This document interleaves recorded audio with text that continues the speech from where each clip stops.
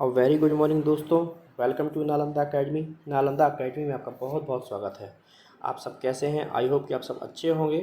और आज की इस वीडियो में हम डिस्कस करेंगे भारतीय संघीय मंत्रिपरिषद के बारे में, और उससे संबंधित जितने भी क्वेश्चन बन सकते हैं उन्हें हम इस वीडियो में डिस्कस करेंगे। और हर एक क्वेश्चन से संबंधित जानकारी भी मैं आपको प्रोवाइड कराऊँगा।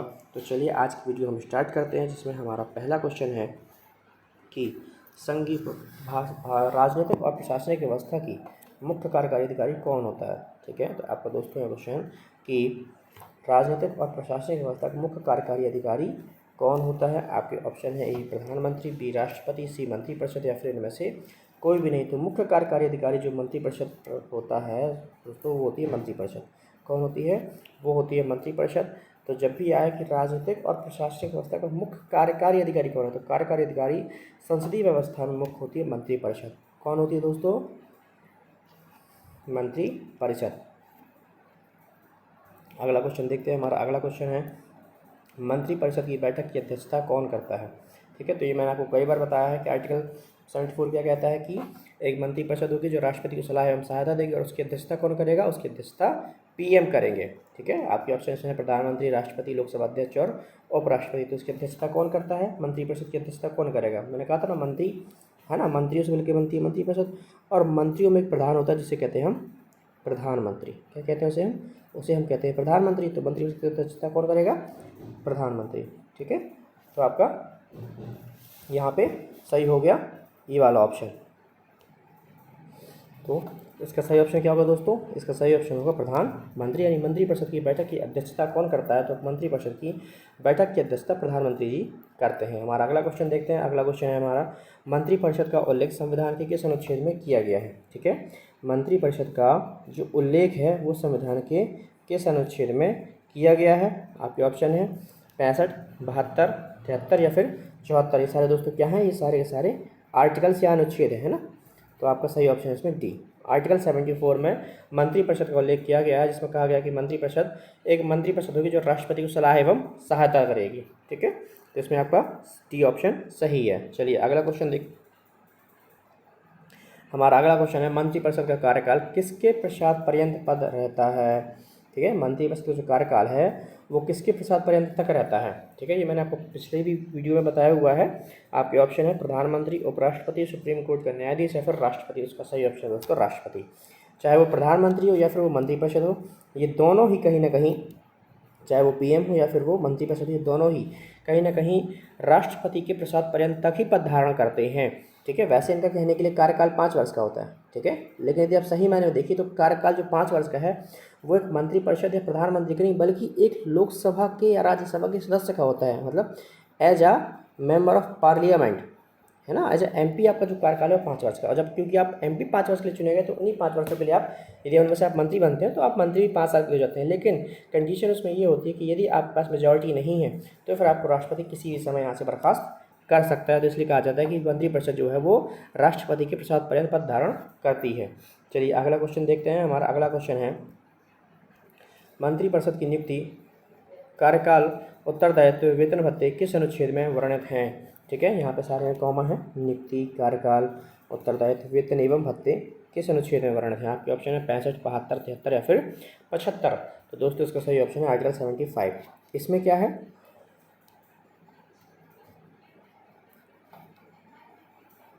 ये सारी चीज़ें जो हैं वो इसी में वर्णित हैं। ठीक है, आर्टिकल 75 में, ये आर्टिकल 75 में ही नियुक्ति, कार्यकाल, उत्तरदायित्व तथा वेतन भत्ते आदि वर्णित किए गए हैं। ठीक है, चलिए अगला क्वेश्चन देखते हैं। हमारा अगला क्वेश्चन है कि सदन में मंत्रियों के अधिकार संविधान के किस अनुच्छेद में वर्णित हैं। सदन में मंत्रियों के अधिकार संविधान के किस अनुच्छेद में वर्णित हैं। आपके ऑप्शन है 88, 72, 73 या फिर 75। तो इसमें सही ऑप्शन है दोस्तों आपका ए, यानी आर्टिकल 88 में सदन में मंत्रियों के जो अधिकार होंगे उनके बारे में बतलाया गया है। उनके बारे में डिटेल से यहाँ पे बताया हुआ है कि क्या क्या उनके अधिकार होंगे। सदन में यदि कोई मंत्री बैठा तो उस मंत्री के सदन में क्या अधिकार होंगे, संसद के किसी भी सदन में, वहाँ इसकी चर्चा की गई है। ठीक है, चलिए अगला क्वेश्चन देखते हैं। हमारा अगला क्वेश्चन है मंत्रिपरिषद के द्वारा राष्ट्रपति को दी गई सलाह राष्ट्रपति पर बाध्यकारी नहीं होती है। आपके ऑप्शन है बाध्यकारी नहीं होती है, बाध्यकारी होती है, राष्ट्रपति की इच्छा पर निर्भर करता है, इनमें से कोई भी नहीं। तो दोस्तों इसका सही ऑप्शन है बी, यानी मंत्रिपरिषद के द्वारा राष्ट्रपति को जो सलाह दी जाती है वो राष्ट्रपति पर बाध्यकारी होती है। पहले ऐसा नहीं था, लेकिन फिर क्या हुआ कि इंदिरा गांधी जी के समय पे 42वां संविधान संशोधन किया गया और उसमें ये कह दिया गया कि राष्ट्रपति के ऊपर जो सलाह होगी वो कैसी होगी, वो बाध्यकारी होगी। मतलब उसमें ये कहा गया कि राष्ट्रपति जो है वो मंत्रिपरिषद एवं प्रधानमंत्री की सलाह एवं सहायता के अनुसार ही कार्य करेगा। पहले था कि अनुसार कार्य करेगा, लेकिन उन्होंने ही वर्ड जोड़ दिया। क्या वर्ड जोड़ दिया? ही। तो अब ही वर्ड जोड़ने से वो कंपल्सन हो गया उसके साथ कि अब उसे इनकी सलाह एवं सहायता के साथ ही काम करना पड़ेगा, इनकी सलाह एवं सहायता के अनुरूप ही कार्य करना पड़ेगा। तो अब वो कहीं ना कहीं जो उसकी सलाह है मंत्रिपरिषद की वो राष्ट्रपति के ऊपर बाध्यकारी कर दी गई है। और इसी को फिर 44वें संविधान संशोधन में कहा गया कि ठीक है, यदि ऐसा है तो एक बार उन्हें पुनर्विचार के लिए कह सकता है, एक बार पुनर्विचार के लिए कह सकता है, 44वें संविधान संशोधन में कहा गया।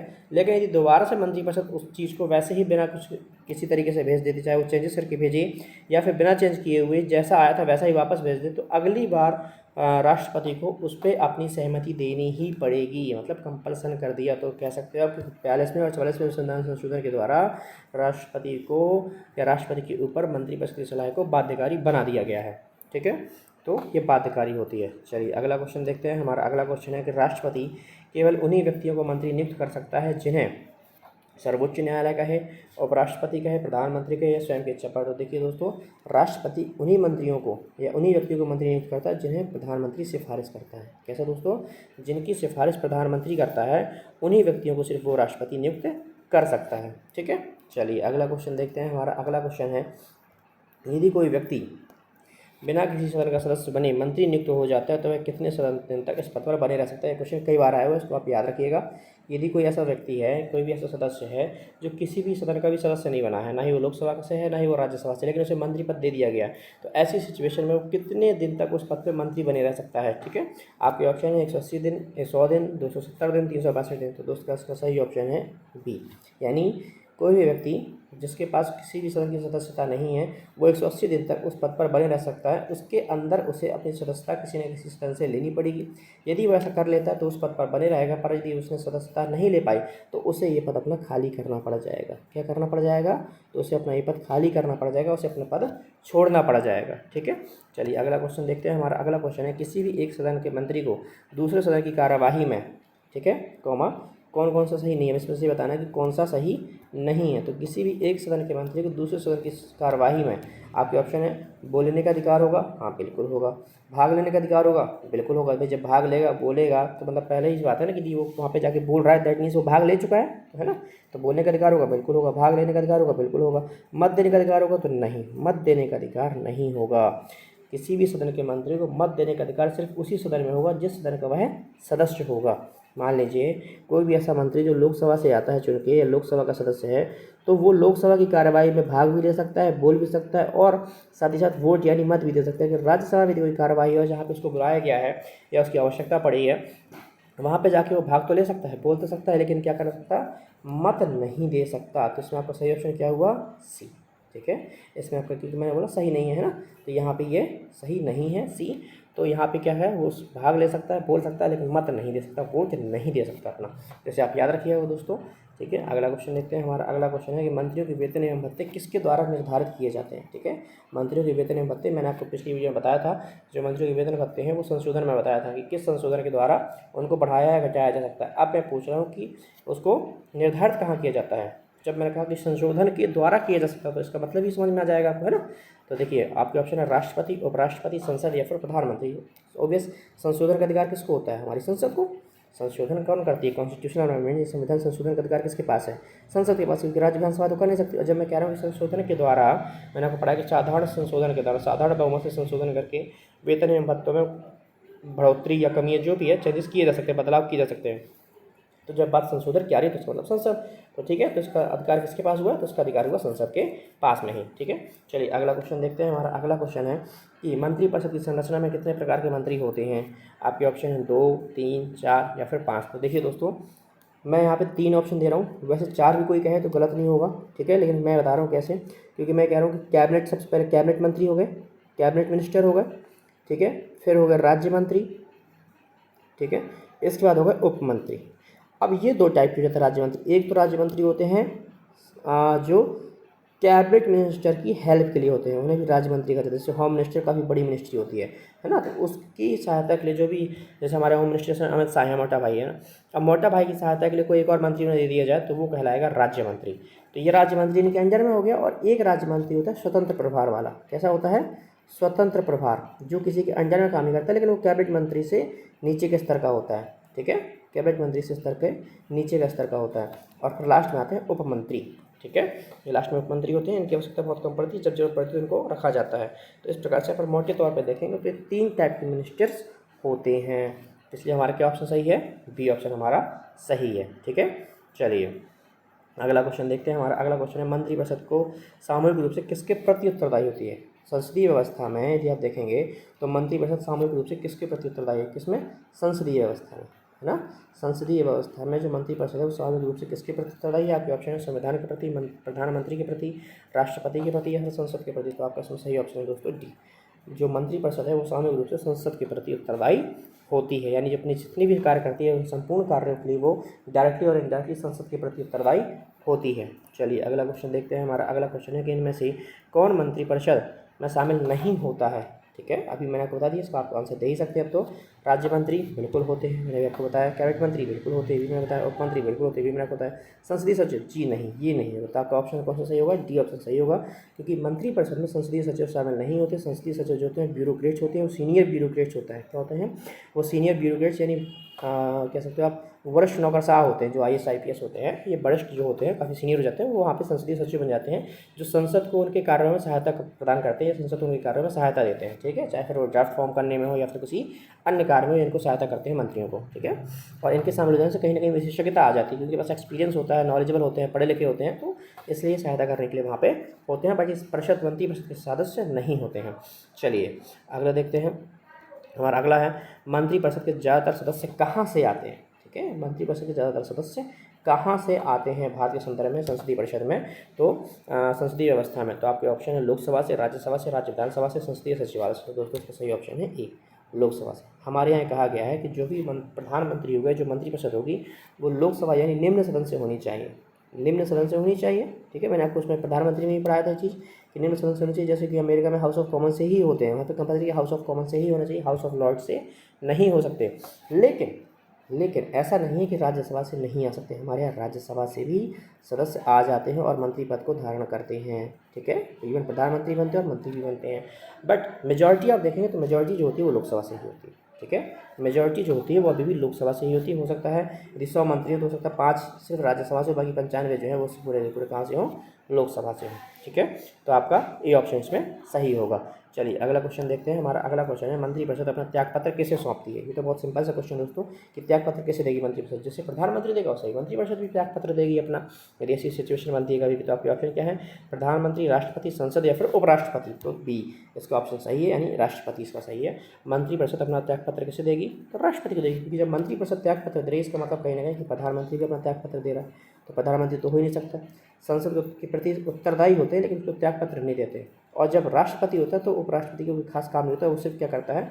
वो सिर्फ और सिर्फ राज्यसभा के सभापति के रूप में कार्य कर रहा होता है उस समय पे। तो कौन बचा? हमारा राष्ट्रपति। तो राष्ट्रपति को त्यागपत्र देते हैं। चलिए अगला क्वेश्चन देखते हैं। हमारा अगला क्वेश्चन है, मंत्रिपरिषद की कुल सदस्य संख्या कितने प्रतिशत तक हो सकती है? ठीक है, अब ये क्वेश्चन कई बार आया हुआ है, इसलिए आप उसको समझना है दोस्तों कि मंत्रिपरिषद की जो संख्या है, जो मंत्रियों की संख्या है, वो कुल सदन की संख्या के कितने प्रतिशत तक हो सकती है? आपके ऑप्शन है 10%, 12%, 15% या फिर कोई तय सीमा नहीं है। तो दोस्तों इसका सही ऑप्शन है आपका 15%, यानी सी ऑप्शन सही है। ठीक है, अब ये समझिए कि जो कुल सदस्य संख्या की बात कर रहे हैं यहाँ पे, कि कुल सदस्य संख्या कितनी हो सकती है, तो ये लोकसभा के रिस्पेक्ट में बात की जा रही है। किसके? लोकसभा में। क्यों? क्योंकि हमारे यहाँ पे ये चीज़ कही गई है कि जो मंत्री होगा, जो भी कार्यपालिका होगी, वो निम्न सदन से आएगी, निम्न सदन से चुनी जाएगी, क्योंकि निम्न सदन के जो लोग होते हैं वो डायरेक्टली जनता के द्वारा चुने जाते हैं। किसके? डायरेक्टली जनता के द्वारा चुने जाते हैं, है ना। डायरेक्टली जनता के द्वारा चुने जाते हैं, तो जनता के वो कहीं ना कहीं प्रतिनिधि होते हैं, और इसलिए उन्हें सरकार में बैठाया जाता है एक चीज़। दूसरी चीज़, जब उनके द्वारा क्योंकि जब वो जनता के द्वारा डायरेक्टली चुने जा रहे हैं, प्रत्यक्ष तौर पर चुने जा रहे हैं, तो कहीं ना कहीं वो जनता के प्रति अकाउंटेबल होते हैं, कहीं ना कहीं जवाबदेह होते हैं उनके प्रति, है ना, क्योंकि उनको जनता ने चुन के भेजा, जनता उनसे क्वेश्चन कर सकती है और उन्हें उनका रिस्पॉन्स देना पड़ेगा। तो अकाउंटेबिलिटी भी कहीं ना कहीं यहाँ पे आ जाती है, ट्रांसपेरेंसी भी आती है। तो कहीं ना कहीं अकाउंटेबिलिटी को बनाए रखने के लिए इस चीज़ को ध्यान रखा जाता है कि जनता द्वारा सीधे चुने गए प्रतिनिधि ही वहाँ पर जाके बैठे। और राज्यसभा के जो प्रतिनिधि होते हैं वो जनता द्वारा डायरेक्टली नहीं चुने जाते, वो राज्य विधानसभाओं के सदस्यों द्वारा चुने जाते हैं, इसलिए उन पर सदस्य कम आते हैं अपनी सरकार में।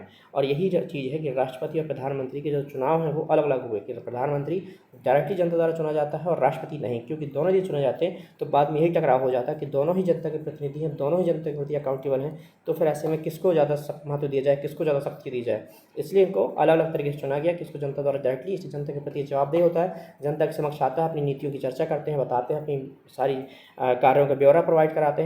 और राष्ट्रपति क्योंकि इनडायरेक्टली होता है इसलिए वो राजा होता है और उनकी शक्ति का उपयोग प्रधानमंत्री करता रहता है अपने कार्यों के लिए, है ना। तो इसलिए डायरेक्टली चुना जाता है ताकि अकाउंटेबिलिटी बनी रहे। क्या बने रहे दोस्तों? अकाउंटेबिलिटी बनी रहे, है ना, इसलिए ऐसा किया जाता है। तो सुप्रीम कोर्ट ने एक डिसीजन में कहा था कि सुप्रीम कोर्ट ने कहा कि जो भी सदस्य संख्या होगी, मंत्रियों की जो कुल सदस्य संख्या होगी, वो टोटल संख्या के टोटल के 15% से ज़्यादा नहीं होनी चाहिए। कितने से? 15% से ज़्यादा नहीं होनी चाहिए। अब जब मैं बात टोटल की कर रहा हूँ तो इसका मतलब ये नहीं है कि हम ये कहें कि जैसे मान लीजिए 500 सदस्य हैं इससे और 250 हैं, मान के चलिए 250 इससे है, तो आप ये नहीं कह सकते 550 इससे ले लीजिए, चलिए राउंड फिगर में चला जाएगा 550 250, है ना। तो आप ये नहीं कह सकते कि अब 800 सदस्य हो गए तो 800 का 15% नहीं, 800 का 15% तो 120 हो जाएगा, है ना। नहीं, हम 120 की बात नहीं कर रहे, हम सिर्फ इसमें देखेंगे जो लोकसभा की टोटल संख्या कितनी 550, तो 55 + 27 लगभग 73-74 लोग कुल मिला के, इससे ज़्यादा मंत्री नहीं बन सकते। मतलब टोटल यदि इतनी संख्या सदन की लोकसभा की तो उसमें से इतने से ज़्यादा लोगों को मंत्री नहीं बनाया जा सकता। टोटल संख्या का 15% जो उससे ज़्यादा का मंत्री नहीं होगा। बाकी 85% जो सदस्य बचे वो सिर्फ निजी सदस्य बन के रहेंगे। क्या होंगे? निजी सदस्य, यानी सिर्फ मेंबर ऑफ पार्लियामेंट बनकर ही रहेंगे। ये बात सुप्रीम कोर्ट ने किसी ने अपनी कही थी, तो आपका इसका ऑप्शन सही होगा 15। ठीक है, चलिए अगला क्वेश्चन देखते हैं। हमारा अगला क्वेश्चन है कि स्वतंत्र भारत की पहली मंत्रिपरिषद में कुल कितने मंत्री थे? तो दोस्तों इसका सही ऑप्शन क्या है? तो इसका सही ऑप्शन है 33, 35, 36, 38 में से सी यानी 36। ठीक है, तो स्वतंत्र भारत की पहली मंत्रिपरिषद में कितने सदस्य थे? तो स्वतंत्र भारत की पहली मंत्रिपरिषद में 36 या 36 मेंबर थे जो मंत्री थे। ठीक है, चलिए ये प्रधानमंत्री को मिला के हैं दोस्तों, ये पीएम को मिला के। ठीक है, ये कैसे हैं? तो ये पीएम को मिला के हैं। ठीक है, चलिए अगला क्वेश्चन देखते हैं। हमारा अगला क्वेश्चन है कि स्वतंत्र भारत की मंत्रिपरिषद में पहली महिला मुख्यमंत्री, महिला मंत्री कौन थी? इस संघीय बात हो रही, कैबिनेट मिनिस्टर की, है ना, चैप्टर देखा ना आपने। तो पहली महिला मंत्री कौन थी? आपके ऑप्शन है सरोजिनी नायडू, सुचेता कृपलानी, राजकुमारी अमृत कौर या फिर विजयलक्ष्मी पंडित। इसमें आपका दोस्तों सही ऑप्शन है सी, राजकुमारी अमृत कौर। ये कब थी? तो ये जवाहरलाल नेहरू जी के कार्यकाल के समय थी। और क्या थी ये? तो उस समय ये स्वास्थ्य मंत्री थी। ये 10 साल तक रही हैं, दूसरे टेन्योर में भी रही हैं ये। और ये क्या थी? तो ये हेल्थ मिनिस्टर थी, स्वास्थ्य मंत्री थी। ठीक है, तो इसे आप याद रखिएगा, ये क्वेश्चन आ सकता है क्योंकि पहली भी थी और अकेली मंत्री थी ये। ठीक है, पहली और अकेली महिला मंत्री थी, पहली और अकेली महिला मंत्री थी राजकुमारी अमृत कौर। और कौन थी? स्वास्थ्य मंत्री थी। चलिए अगला क्वेश्चन देखते हैं हमारा कि अगला क्वेश्चन है निम्नलिखित में से कौन सा एक प्रस्ताव भारत में मंत्रिपरिषद रख सकती है? मतलब इनमें से कौन सा एक प्रस्ताव है जिसे खुद मंत्रिपरिषद ला सकता है? स्थगन प्रस्ताव, विश्वास प्रस्ताव, अविश्वास प्रस्ताव या फिर इनमें से कोई नहीं? तो दोस्तों इसका सही ऑप्शन है विश्वास प्रस्ताव। ये एक ऐसा प्रस्ताव है जिसे खुद मंत्रिपरिषद लाती है। स्थगन प्रस्ताव कौन होता है? ये विपक्ष लाता ज़्यादातर, जब सदन चल रहा होता है और उसे किसी चीज़ को स्थगन करना होता है तो वो स्थगन प्रस्ताव ले आता है कि स्थगित करिए और इस पर कार्रवाई बाद में करवाई जाएगी। अविश्वास प्रस्ताव जो होता है वो हमेशा अपोजिशन ये लेके आता है ना, तो क्योंकि आप इनके पास विश्वास नहीं है, आप इनको विश्वास मत हासिल करने के लिए कहिए जो भी है, तो वह अविश्वास प्रस्ताव भी विपक्ष लेके आता है। तो ये ऐसा है जो मंत्रिपरिषद खुद लेके आती है विश्वास प्रस्ताव, इसलिए आपका बी ऑप्शन सही है। अगला क्वेश्चन देखते हैं। मंत्रिपरिषद के मंत्रियों को उनकी वरीयता के क्रम पे जमाना है। ठीक है, मंत्रिपरिषद के मंत्रियों को उनकी वरीयता के क्रम में जमाना है। और नोट क्या है? ऊपर से नीचे की ओर व्यवस्थित करना है। याद रखना कि ऊपर से नीचे की ओर व्यवस्थित करना है। आपके ऑप्शन है कैबिनेट मंत्री, उप मंत्री, राज्य मंत्री। गलत ही हो गया। राज्य मंत्री पहले ही आ गया तो ये भी गलत हो गया। राज्य मंत्री इसमें पहले आ गया तो ये भी गलत हो गया। अब बचा हमारा सी, कैबिनेट मंत्री, राज्य मंत्री और उप मंत्री। ये सही है। मैंने आपको बताया 3 टाइप होते हैं। अब इस राज्य मंत्री में 2 टाइप हो जाते हैं, राज्य मंत्री स्वतंत्र प्रभार या राज्य मंत्री कैबिनेट के अंदर में काम करने वाले, है ना। तो इस प्रकार से ये ऑप्शन इसमें सही होगा सी, तो आपका सी ऑप्शन सही है दोस्तों। चलिए अगला क्वेश्चन देखते हैं। हमारा अगला क्वेश्चन है संघीय मंत्रिपरिषद से त्याग पत्र देने वाले पहले मंत्री कौन थे? आपके ऑप्शन है सरदार वल्लभ भाई पटेल जी, JV कृपलानी जी, जगजीवन राम जी, या फिर डी श्यामा प्रसाद मुखर्जी जी। तो इसका सही ऑप्शन है दोस्तों डी श्यामा प्रसाद मुखर्जी जी है, पहले इंसान थे जिन्होंने संघीय मंत्रिपरिषद से अपना त्यागपत्र दे दिया था, पदत्याग कर दिया था। ठीक है, चलिए अगला क्वेश्चन देखते हैं। हमारा अगला क्वेश्चन है, सबसे कम अवधि के लिए, सबसे कम अवधि यानी सिर्फ 5 दिनों के लिए केंद्रीय मंत्री बने रहने का रिकॉर्ड किसके नाम है? ये क्वेश्चन आ चुका है दोस्तों एक बार UPPCS में, इसलिए आप जरूर इसको याद रखिएगा कि सबसे कम दिनों के लिए, सबसे कम अवधि के लिए केंद्रीय मंत्रिपरिषद में कौन शामिल हुआ है, किसका नाम आता है वहाँ पे? आपके ऑप्शन है बलदेव सिंह, HR भारद्वाज, HR खन्ना, या फिर इनमें से कोई भी नहीं। तो दोस्तों इसका सही ऑप्शन है सी, HR खन्ना जी हैं, जिन्होंने सबसे कम समय के लिए यानी सिर्फ 5 दिन के लिए केंद्रीय मंत्रिपरिषद में रहे और उसके बाद हट गए। तो सबसे कम दिनों तक रहने का मंत्रिपरिषद में रिकॉर्ड इनके नाम दर्ज किया गया है, जिनका नाम है HR खन्ना। ये क्वेश्चन आ चुका है, तो इसको भी क्वेश्चन को आप याद रखिएगा। ठीक है दोस्तों, तो चलिए आज के लिए इतना ही। कल की वीडियो में फिर से कुछ नए क्वेश्चन लेकर आएंगे और हम डिस्कस करेंगे जो आपके सभी एग्जाम के पॉइंट ऑफ व्यू से महत्वपूर्ण होंगे। दोस्तों आई होप कि आपको ये सीरीज़ अच्छी लग रही हो। यदि आपको कुछ भी इसमें कमी लगे तो आप बिल्कुल हमें बताएं, हम उसको इंटरटेन करेंगे आपके उस फीडबैक को। और आई होप कि आप सब अच्छे होंगे, घर पर होंगे, स्वस्थ होंगे। जब तक आवश्यक ना हो दोस्तों तब तक बाहर ना निकलें, घर पर रहें, स्वस्थ रहें। और आपने अब तक हमारे चैनल को यदि सब्सक्राइब नहीं किया तो सब्सक्राइब जरूर कर दें और साथ में बेल आइकन भी दबा दें। धन्यवाद दोस्तों, कल फिर मिलते हैं एक नई वेब सीरीज के एक नई वीडियो के साथ में।